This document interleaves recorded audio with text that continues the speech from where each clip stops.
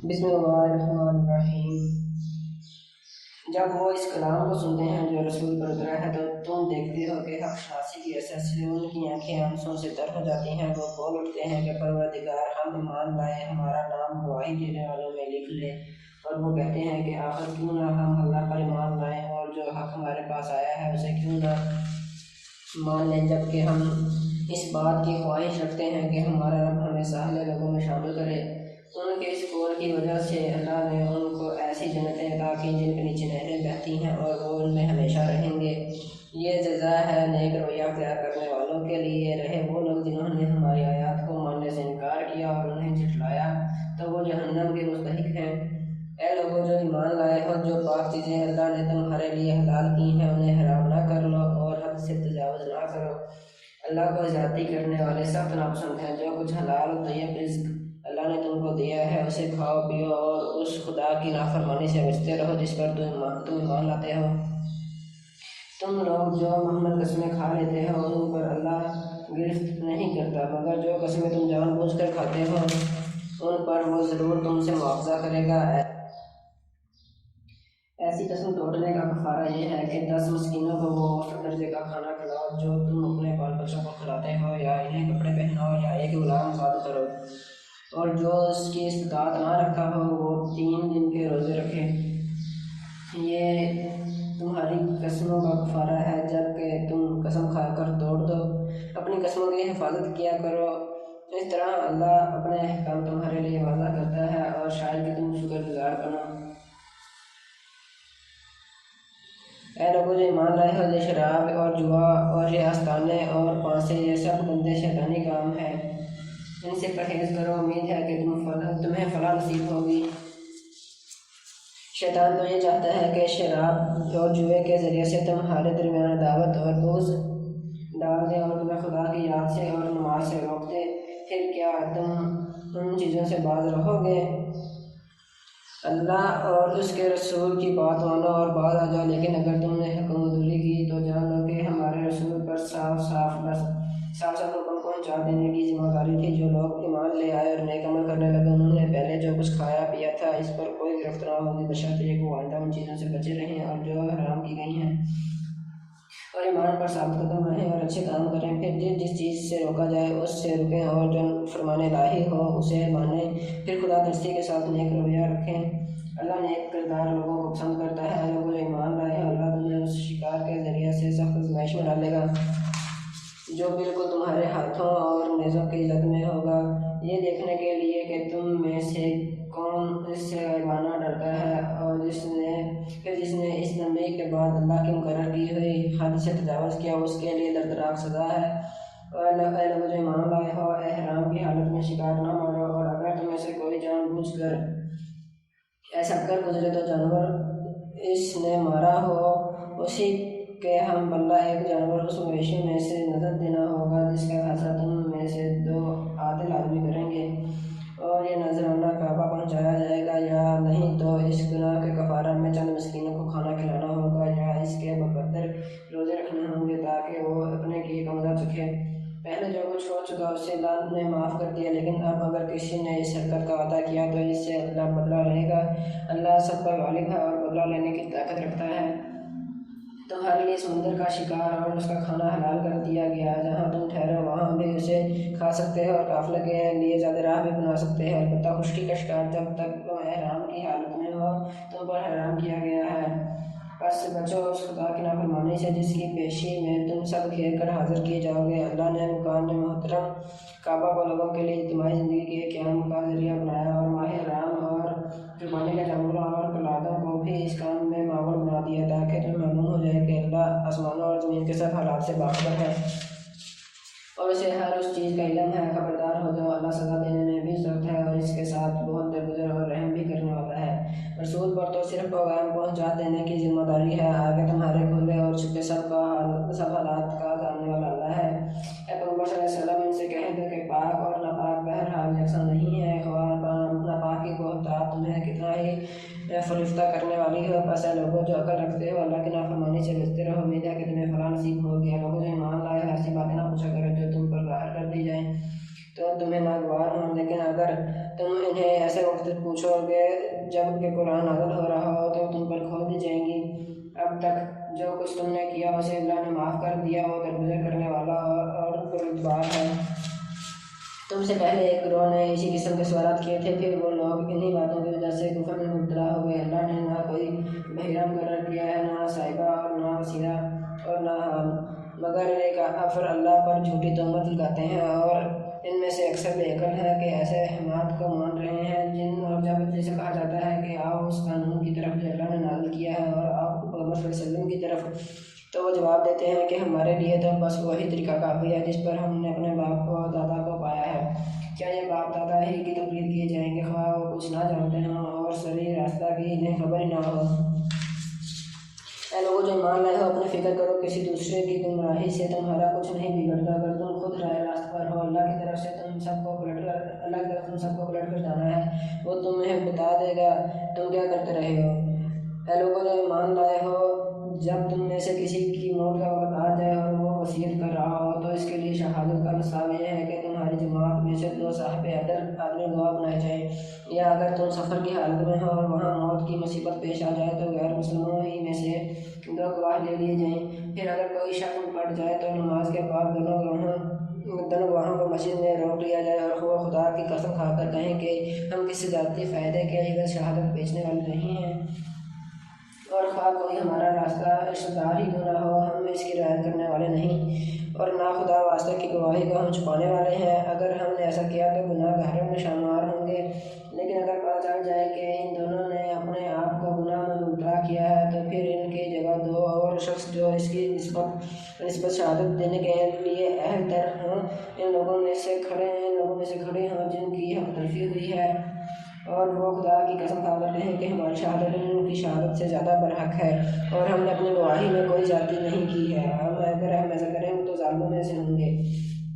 اس طرح سے زیادہ توقع کی جا سکتی ہے کہ جو لوگ ٹھیک شہادت دیں گے یا کم از کم اس بات ہی کا خوف کریں گے کہ ان کی قسموں کے بعد دوسری قسموں سے کہیں ان کی تردید نہ ہو جائے۔ اللہ سے ڈرو اور سنو، اللہ نافرمانی کرنے والوں کو اپنے رہنمائی سے محروم کر دیتا ہے۔ جب اس روز اللہ سب رسولوں کو جمع کر کے پوچھے گا کہ تمہیں کیا جواب دیا گیا تو وہ عرض کریں گے کہ ہمیں کچھ علم نہیں، آپ ہی تمام پوشیدہ حقیقتوں کو جانتے ہیں۔ پھر صبر کرو اس موقع کا جب اللہ فرمائے گا کہ اے مریم کے بیٹے عیسیٰ، یاد کر میرے اس نعمت کو جو میں نے تجھے اور تیری ماں کو عطا کی تھی۔ میں نے روح پاک سے تیری مدد کی اور تو گہرانے میں بھی لوگوں سے باتیں کرتا تھا، اور بڑی عمر کو پہنچ کر بھی میں نے تجھ کو کتاب اور حکمت اور تورات اور انجیل کی تعلیم دی۔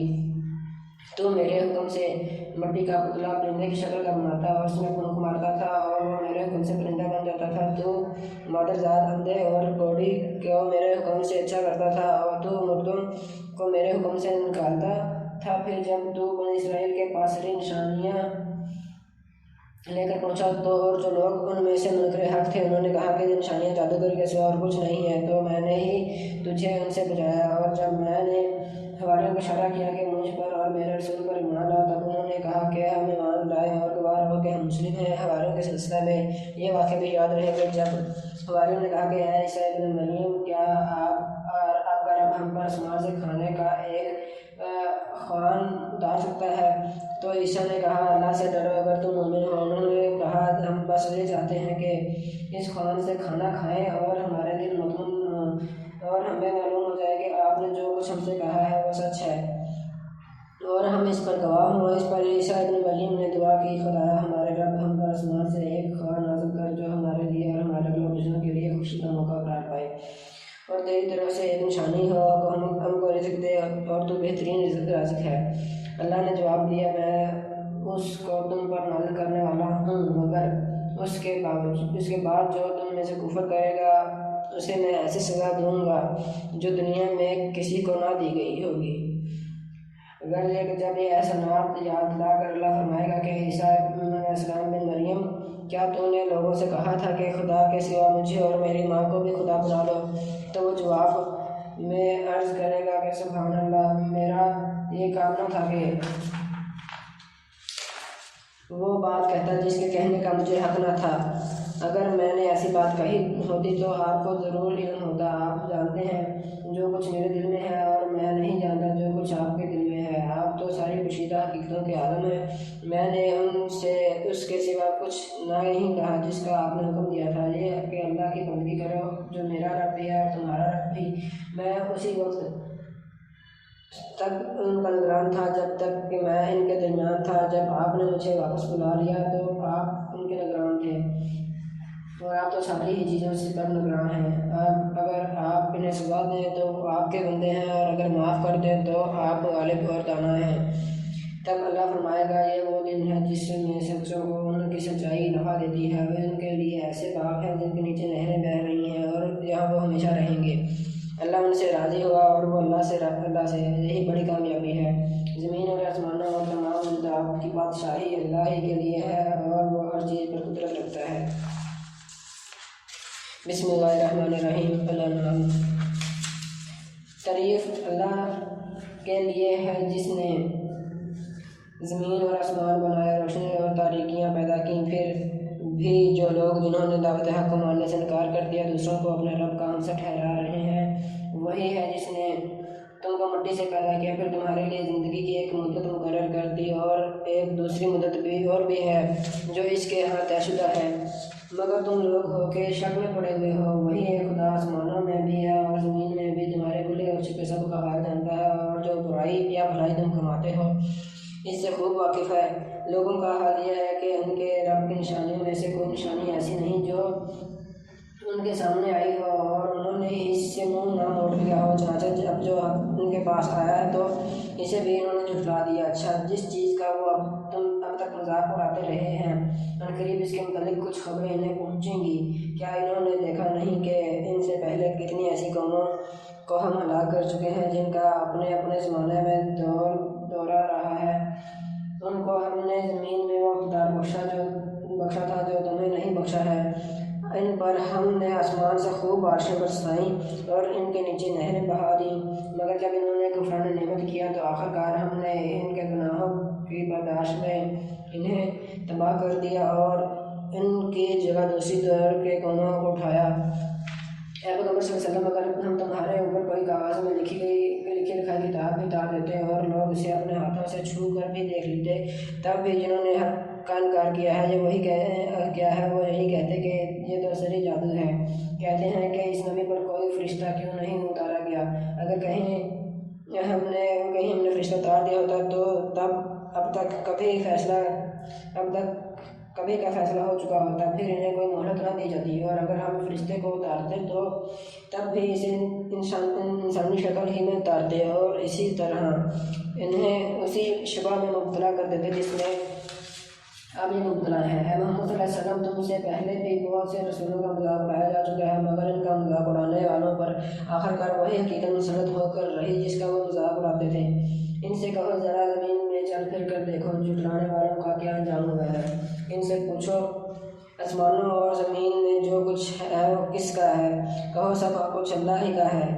اس نے رحم و کرم کا شیوہ اپنے اوپر لازم کر لیا ہے، اسی لیے وہ نافرمانی اور سرکشیوں پر تمہیں جلدی سے نہیں پکڑ لیتا۔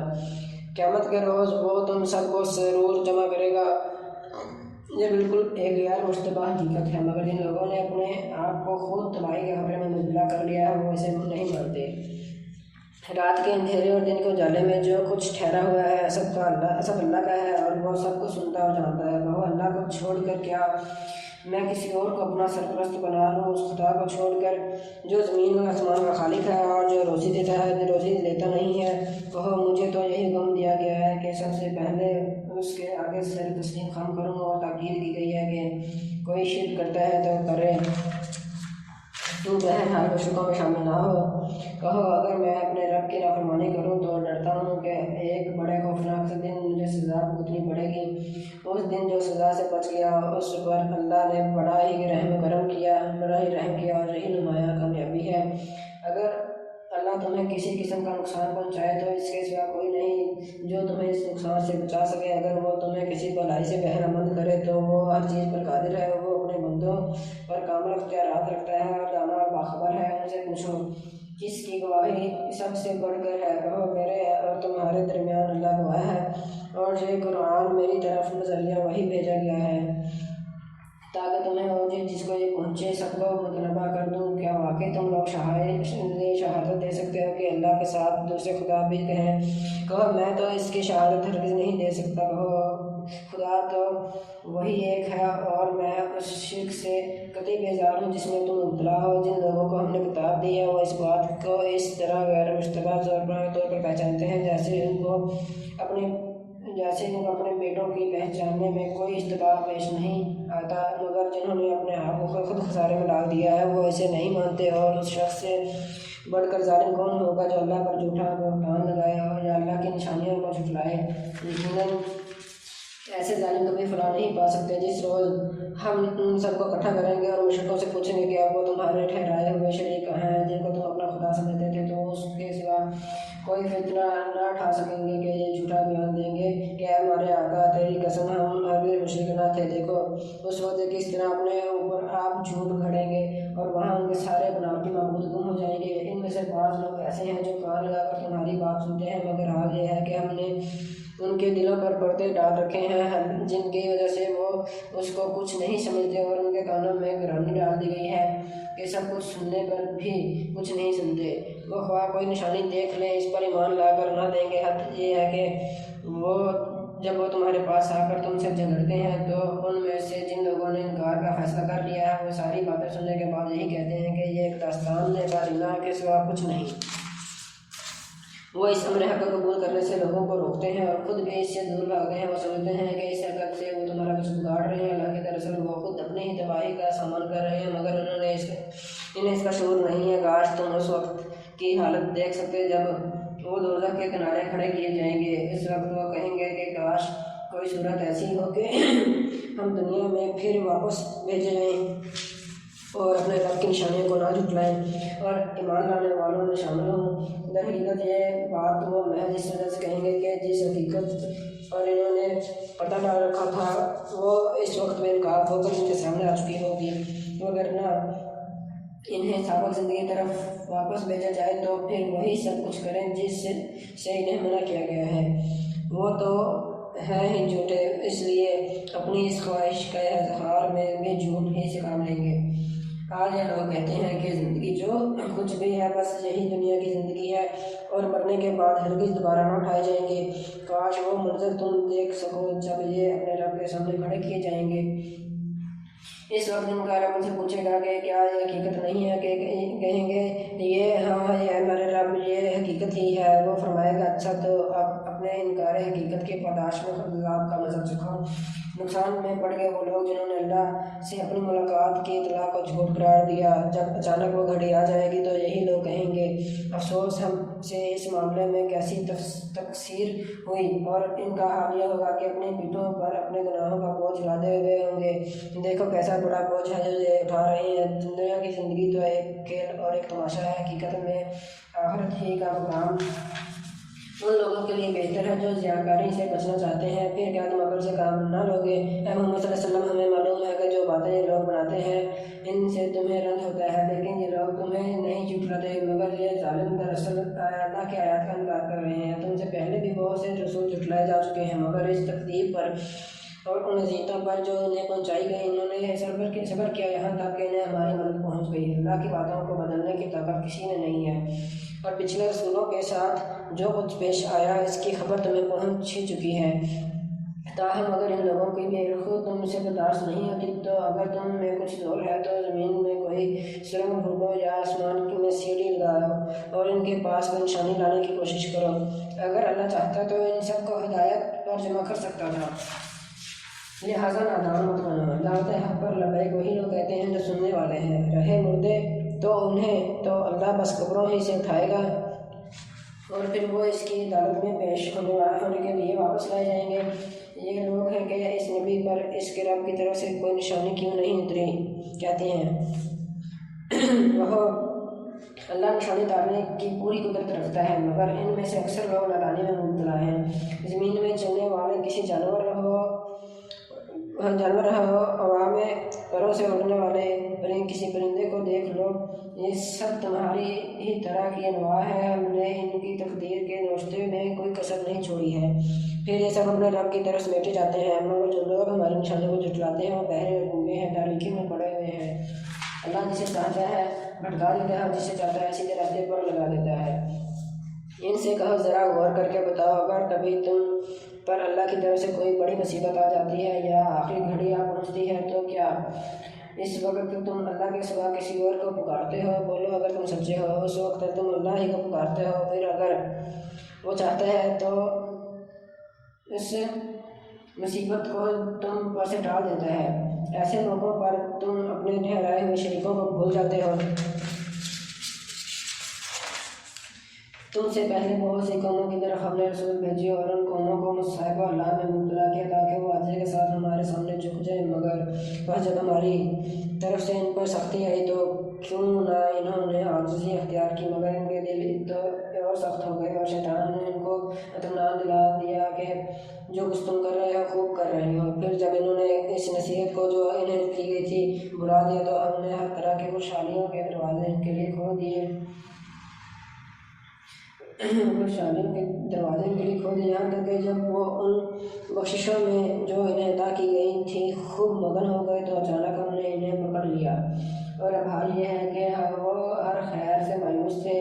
اس طرح ان لوگوں کی جڑ کاٹ کر رکھ دی گئی جنہوں نے ظلم کیا تھا۔ تعریف ہے اللہ رب العالمین کے لیے کہ اس نے ان کی جڑ کاٹ دی ہے۔ محمد صلی اللہ علیہ وسلم ان سے کہو کہ کبھی تم نے سوچا کہ اگر اللہ تمہاری بینائی اور سماعت تم سے چھین لے اور تمہارے دلوں پر مہر کر دے تو اللہ کے سوا اور کون سا خدا ہے جو یہ قوتیں تمہیں واپس دلا سکتا ہو؟ دیکھو کس طرح ہم بار بار اپنی نشانیاں ان کے سامنے پیش کرتے ہیں اور پھر یہ کس طرح ان سے نظر چرا جاتے ہیں۔ کہو کبھی تم نے سوچا کہ اگر اللہ کی طرف سے اچانک یا لعنت تم پر عذاب آ جائے تو کیا ظالم لوگوں کے سوا کوئی اور ہلاک ہوگا؟ ہم جو رسول بھیجتے ہیں اسی لیے تو بھیجتے ہیں کہ وہ نیک کردار لوگوں کے لیے خوشخبری دینے والے اور بد کردار لوگوں کے لیے بد کرداروں کے لیے ڈرانے والے ہوں۔ پھر جو لوگ ان کی بات مان لیں اور اپنے طرز عمل کی اصلاح کر لیں ان کے لیے کسی خوف و رنج کا موقع نہیں ہے، اور جو ہماری آیات کو جھٹلائیں وہ اپنی نافرمانیوں کی پاداش میں سزا بھگت رہے ہیں۔ اے محمد صلی اللہ علیہ وسلم ان سے کہو میں تم سے یہ نہیں کہتا کہ میرے پاس اللہ کے خزانے ہیں، نہ میں غیب کا علم رکھتا ہوں اور نہ یہ کہتا ہوں کہ میں فرشتہ ہوں، میں تو صرف اس وحی کی پیروی کرتا ہوں جو مجھ پر نازل کی جاتی ہے۔ پھر ان سے پوچھو کیا اندھا اور آنکھوں والا دونوں برابر ہو سکتے ہیں؟ کیا تم غور نہیں کرتے؟ اور اے محمد صلی اللہ علیہ وسلم تم اس علم وحی کے ذریعے سے لوگوں کو نصیحت کرو جو اس بات کا خوف رکھتے ہیں کہ اپنے رب کے سامنے کبھی اس حال میں پیش کی جائیں گے کہ اس کے سوا وہاں کوئی ایسا اقتدار نہ ہوگا جو ان کا حامی مددگار ہو یا ان کی سفارش کرے، شاید کہ اس نصیحت سے متنبہ ہو کر وہ خدا ترسی کی روش اختیار کر لیں۔ اور جو لوگ اپنے رب کو رات دن پکارتے رہتے ہیں اور اس کی خوشنودی کی طلب میں لگے ہوئے ہیں انہیں اپنے سے دور نہ پھینکو، ان کے حساب میں سے کسی چیز کا بار تم پر نہیں ہے اور تمہارا حساب میں سے کسی چیز کا بار ان پر نہیں۔ اس پر بھی اگر تم انہیں دور پھینکو گے تو ظالموں میں شمار ہوگے۔ دراصل ہم نے اس طرح لوگوں میں سے بعض کو بعض کے ذریعے سے آزمائش میں ڈالا ہے تاکہ وہ انہیں دیکھ کر کہیں کیا یہ ہیں وہ لوگ جن پر ہمارے درمیان اللہ کا فضل و کرم ہوا ہے؟ ہاں کیا خدا اپنے شکر گزار بندوں کو ان سے زیادہ نہیں جانتا؟ جب تمہارے پاس وہ لوگ آئیں جو ہماری آیات پر ایمان لاتے ہیں تو ان سے کہو تم پر سلامتی ہو، تمہارے رب کے نے رحم و کرم کا شیوا اپنے اوپر لازم کر لیا ہے، اور اس کا رحم و کرم ہی ہے کہ اگر تم میں سے کوئی نادانی کے ساتھ کسی برائی کا ارتکاب کر بیٹھا ہو پھر اس کے بعد توبہ کرے اور اصلاح کر لے اور وہ تو اسے معاف کر دیتا ہے اور نرمی سے کام لیتا ہے۔ اور اس طرح ہم اپنی نشانیں کھول کھول کر پیش کرتے ہیں تاکہ مجرموں کی راہ بالکل نمایاں ہو جائے۔ محمد صلی اللہ علیہ وسلم سے کہو تم لوگ اللہ کے سوا جن دوسروں کو پکارتے ہو ان کی بندگی کرنے سے مجھے منع کیا گیا ہے۔ کہو میں تمہاری خواہشات کی پیروی نہیں کروں گا، اگر میں نے ایسا کیا تو گمراہ ہو گیا، راہ راست پانے والوں میں سے نہ رہا۔ کہو میں اپنے رب کی طرف سے ایک دلیل روشن پر قائم ہوں اور تم نے اسے جھٹلا دیا ہے۔ اب میرے اختیار میں وہ چیز ہے نہیں جس کے لیے تم جلدی مچا رہے ہو۔ فیصلہ کا سارا اختیار اللہ کو ہے، وہی امر حق بیان کرتا ہے اور وہی بہترین فیصلہ کرنے والا ہے۔ کہو اگر کہیں وہ چیز میرے اختیار میں ہوتی جس کی تم جلدی مچا رہے ہو تو میرے اور تمہارے درمیان کبھی کا فیصلہ ہو چکا ہوتا، مگر اللہ زیادہ بہتر جانتا ہے کہ ظالموں کے ساتھ کیا معاملہ کیا جانا چاہیے۔ اسی کے پاس غیب کی کنجیاں ہیں جنہیں اس کے سوا کوئی نہیں جانتا۔ بحر پر میں جو کچھ ہے سب سے وہ واقف ہے۔ درخت سے گرنے والا کوئی پتہ ایسا نہیں جس کا اسے علم نہ ہو، زمین کے تاریک گردوں میں کوئی دانہ ایسا نہیں جس سے وہ باخبر نہ ہو۔ خشک و تر سب کچھ ایک کھلی کتاب میں لکھا ہوا ہے۔ وہی ہے جو رات کو تمہاری روحیں قبض کرتا ہے اور دن کو جو کچھ تم کرتے ہو اسے جانتا ہے۔ پھر دوسرے روز وہ تمہیں اسی کاروبار کے عالم میں واپس بھیج دیتا ہے تاکہ زندگی کی مقرر مدت پوری ہو۔ آخر کار اسی کی طرف تمہاری واپسی ہے اور پھر وہ تمہیں بتا دے گا کہ تم کیا کرتے رہے ہو۔ اپنے بندوں پر وہ پوری قدرت رکھتا ہے اور تم پر نگرانی کرنے والے مقرر کر کے بھیجتا ہے، یہاں تک کہ جب تم میں سے کسی کی موت کا وقت آ جاتا ہے تو اس کے بھیجے ہوئے فرشتے اس کی جان کاٹ لیتے ہیں اور اپنا فرض انجام دینے میں ذرا کوتاہی نہیں کرتے۔ پھر سب کے سب اللہ اپنے حقیقی آقا کی طرف واپس لائے جاتے ہیں۔ خبردار ہو جاؤ، فیصلہ کے سارے اختیارات اسی کو حاصل ہیں اور وہ حساب لینے میں بہت تیز ہے۔ محمد صلی اللہ علیہ وسلم ان سے پوچھو، صحرا اور سمندر کی تاریکیوں میں کون تمہیں خطرات سے بچاتا ہے؟ کون ہے جس سے تم مصیبت کے وقت گر گڑا کر اور چپکے دعائیں مانگتے ہو؟ کس سے کہتے ہو کہ اگر اس بلا سے تو نے ہم کو بچا لیا تو ہم ضرور شکر گزار ہوں گے؟ کہو اللہ تمہیں اس سے اور ہر تکلیف سمجھا دیتا ہے، پھر تم دوسروں کو اس کا شریک ٹھہراتے ہو۔ کہو وہ اس پر قادر ہے کہ جب کہ تم پر کوئی عذاب اوپر سے نازل کر دے یا تمہارے قدموں کے نیچے سے برپا کر دے یا تمہیں گروہوں میں تقسیم کر کے ایک گروہ کو دوسرے گروہ کی طاقت کا مزہ چکھا دے۔ دیکھو ہم کس طرح بار بار مختلف طریقوں سے اپنی نشانیاں ان کے سامنے پیش کر رہے ہیں، شاید کہ یہ حقیقت کو سمجھ لیں۔ تمہاری قوم اس کا انکار کر رہی ہے حالانکہ وہ حقیقت ہے۔ ان سے کہہ دو کہ میں تم پر حوالہ دار نہیں بنایا گیا ہوں، ہر خبر کے ظہور میں آنے کا ایک وقت مقرر ہے، عنقریب تم کو خود انجام معلوم ہو جائے گا۔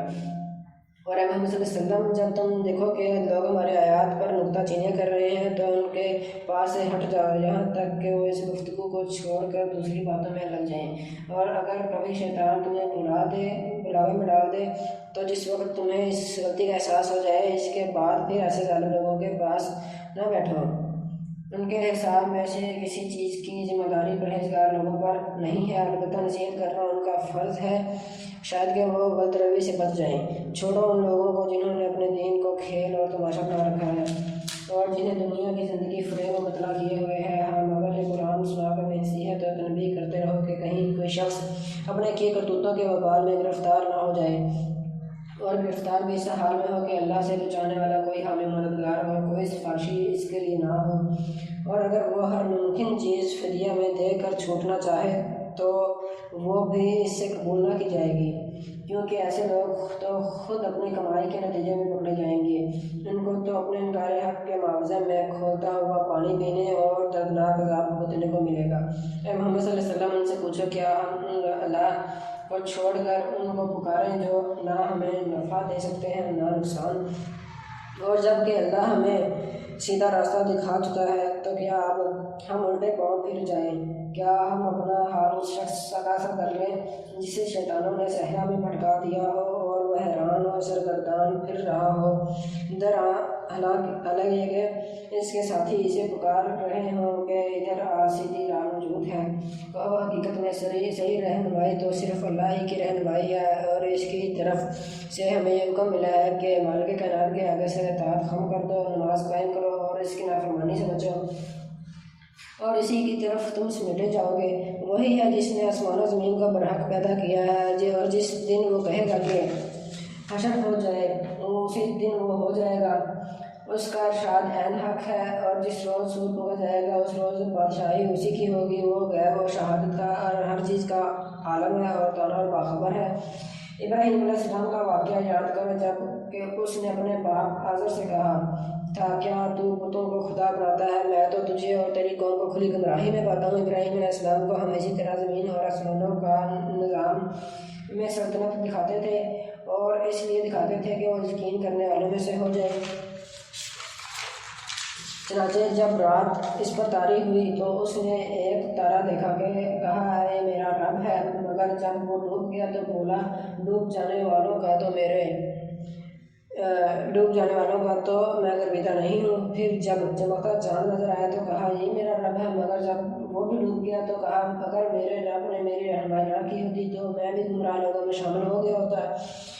پھر جب سورج روشن دیکھا تو کہا یہ میرا رب ہے، یہ سب سے بڑا ہے، مگر جب وہ بھی ڈوبا تو ابراہیم علیہ السلام پکار اٹھا، اے برادران قوم، میں ان سب سے بیزار ہوں جنہیں تم خدا کا شریک ٹھہراتے ہو۔ میں نے تو یکسو ہو کر اپنا منہ اس ہستی کی طرف کر لیا ہے جس نے زمین اور آسمانوں کو پیدا کیا ہے، اور میں ہرگز شرک کرنے والوں میں سے نہیں ہوں۔ اس کی قوم اس سے جھگڑنے لگی تو اس نے قوم سے کہا، کیا تم لوگ اللہ کے معاملے میں مجھ سے جھگڑتے ہو، حالانکہ اس نے مجھے راہ راست دکھا دی ہے اور میں تمہارے ٹھہرائے ہوئے شریکوں سے نہیں ڈرتا۔ ہاں، اگر میرا رب کچھ چاہے تو وہ ضرور ہو سکتا ہے، میرے رب کا علم ہر چیز پر چھایا ہوا ہے، پھر کیا تم ہوش میں نہ ہوگے؟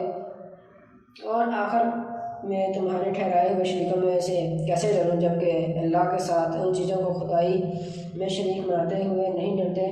جب تم اللہ کے ساتھ ان چیزوں کو خدائی میں شریک بناتے ہوئے نہیں ڈرتے جن کے لیے اس نے تم پر کوئی سند نازل نہیں کی ہے۔ ہم دونوں فریقوں میں سے کون زیادہ بے خوفی اور اطمینان کا مستحق ہے؟ بتاؤ، اگر تم کچھ علم رکھتے ہو، حقیقت میں تو امن انہی کے لیے ہے اور راہ راست پر وہی ہے جو ایمان لائے اور جنہوں نے اپنے ایمان کو ظلم کے ساتھ آلودہ نہیں کیا۔ یہ تھی ہماری وہ حجت جو ہم نے ابراہیم علیہ السلام کو اس کی قوم کے مقابلے میں عطا کی۔ ہم جسے چاہتے ہیں بلند مرتبہ عطا کرتے ہیں۔ یہ حق یہ ہے کہ تمہارا رب نہایت دانا اور علیم ہے۔ پھر ہم نے ابراہیم علیہ السلام اور اسحاق علیہ السلام اور یعقوب علیہ السلام جیسی اولاد دی اور ہر ایک کو راست دکھائی۔ پھر ہم نے ابراہیم علیہ السلام کو اسحاق علیہ السلام اور یعقوب علیہ السلام جیسی اولاد دی اور ہر ایک کو راہ راست دکھائی، وہی راہ راست جو اس سے پہلے نوح علیہ السلام کو دکھائی تھی۔ اور اسی کے نسل سے ہم نے داؤد علیہ السلام، سلیمان علیہ السلام، ایوب علیہ السلام، یوسف علیہ السلام، موسیٰ علیہ السلام اور ہارون علیہ السلام کو ہدایت بخشی۔ اس طرح ہم نیکوکاروں کو ان کی نیکی کا بدلہ دیتے ہیں۔ اسی کے اولاد سے ذکر علیہ السلام، یحییٰ علیہ السلام، عیسیٰ علیہ السلام اور الیاس علیہ السلام کو راہ یاب کیا۔ ہر ایک ان میں سے صالح تھا۔ اسی کے خاندان سے اسماعیل علیہ السلام، عیسیٰ علیہ السلام اور یونس علیہ السلام اور لوط علیہ السلام کو راستہ دکھایا۔ ان میں سے ہر ایک کو ہم نے تمام دنیا والوں پر فضیلت عطا کی، نیز ان کے آباء و اجداد اور ان کی اولاد اور ان کے بھائی بندوں میں سے بہتوں کو ہم نے نوازا، انہیں اپنی خدمت کے لیے چن لیا اور سیدھے راستے کی طرف ان کی رہنمائی کی۔ یہ اللہ کی ہدایت ہے جس کے ساتھ وہ اپنے بندوں میں سے جسے کی چاہتا ہے رہنمائی کرتا ہے۔ لیکن اگر کہیں ان لوگوں نے شرک کیا ہوتا تو ان کا سب کیا کرایہ غارت ہو جاتا۔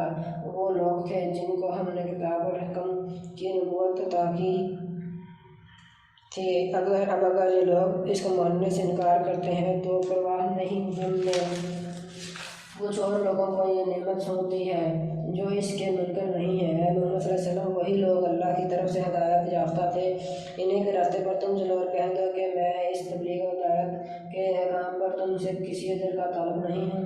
یہ تو ایک عام نصیحت ہے تمام دنیا والوں کے لیے۔ ان لوگوں نے اللہ کا بہت غلط اندازہ لگایا جب کہا کہ اللہ نے کسی بشر پر کچھ نازل نہیں کیا ہے۔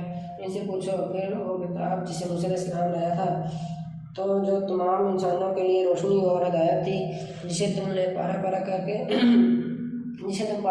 کے رکھتے ہو، کچھ دکھاتے ہو اور کچھ چھپاتے ہو، اور جس کے ذریعے سے تم کو وہ علم دیا گیا جو نہ تمہیں حاصل تھا اور نہ تمہارے باپ دادوں کا، آخر اس کا نازل کرنے والا کون تھا؟